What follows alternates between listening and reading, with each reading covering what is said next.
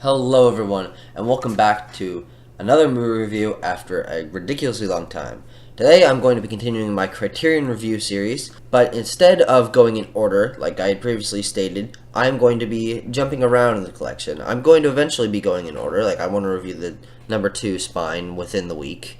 I'm going to be jumping around in the collection, and just whatever I watch, if it's in Criterion, I will make a review for it, and it will be part of my Criterion series. So today I'm going to be reviewing Spine number 478, Last Year at Marienbad, the 1961 French film that has its own take on what a film should be. I was recommended this by a friend. It's their favorite movie of all time, and I was personally not expecting to get much out of it, but it surprised me by being far more engaging and interesting than I thought it would be, and a lot of fun to think about and discuss and just look at what exactly it does, because it does so much differently.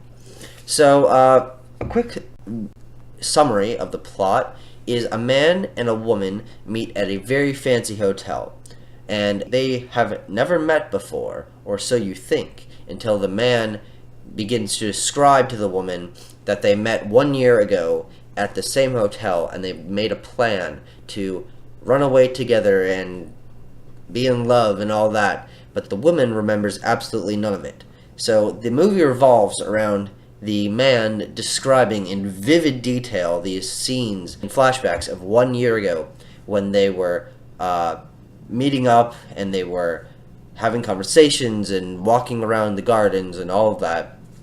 And this whole time, while he's trying to convince her that they actually met and they were in love and all of that, there's this other man who's supposedly the woman's husband. It's never made clear, who's sneaking around the back.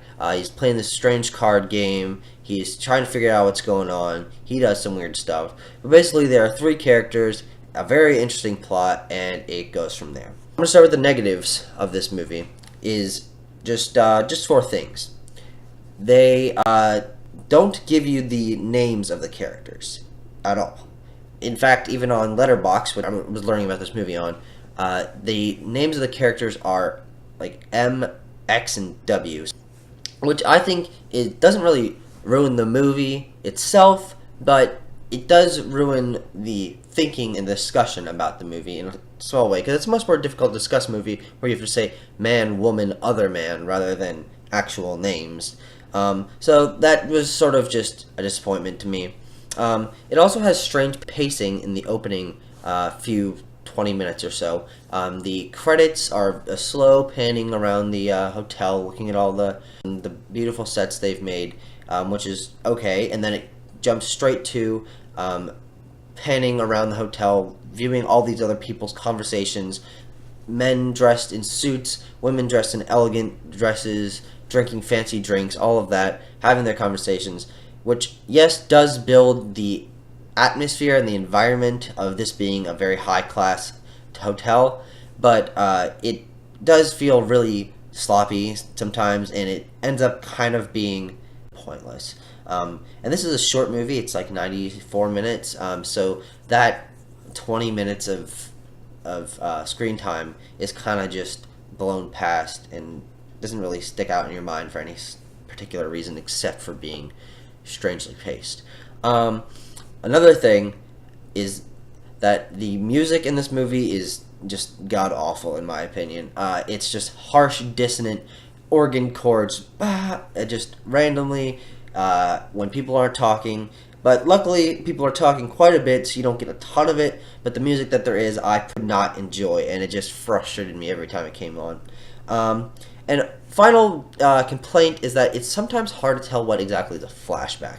There's so many flashbacks in this film because they're discussing the 1 year ago, and the man is narrating it all. But sometimes it feels like it's a flashback in a flashback, or they were in a flashback and it cuts to the current time, but there's still narration, and it's really complicated to tell when things take place.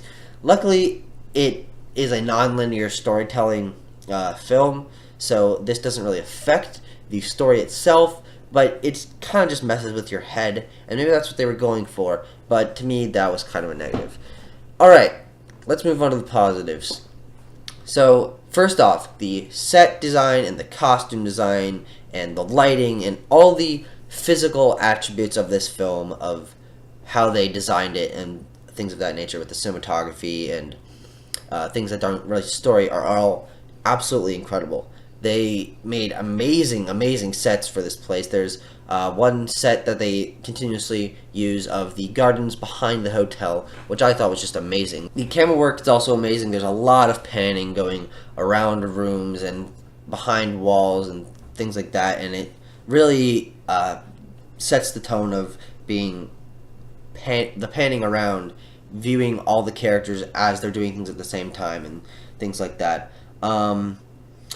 Also, the card game. That game is super interesting. It keeps coming back up. It's sort of a math game. I looked up a video about it later, which I will leave in the description. That's not a spoiler for the movie in any way. But the card game was very interesting and kept me engaged. It didn't end up feeding into the plot, but it definitely was interesting enough for me to keep thinking about it.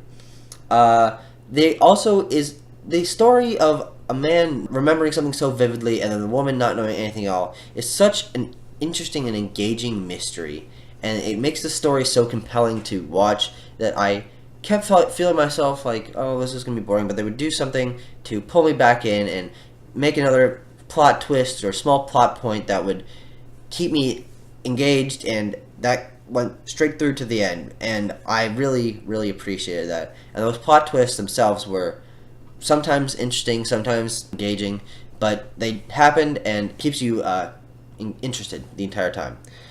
I think that's about it. This movie surprised me in many ways, and I very much enjoyed it. I would recommend it for anyone who's interested in older films or stories that are told in different ways.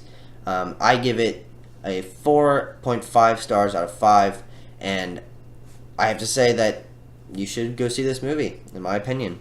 So I will see you guys later. Thank you so much for watching. Bye.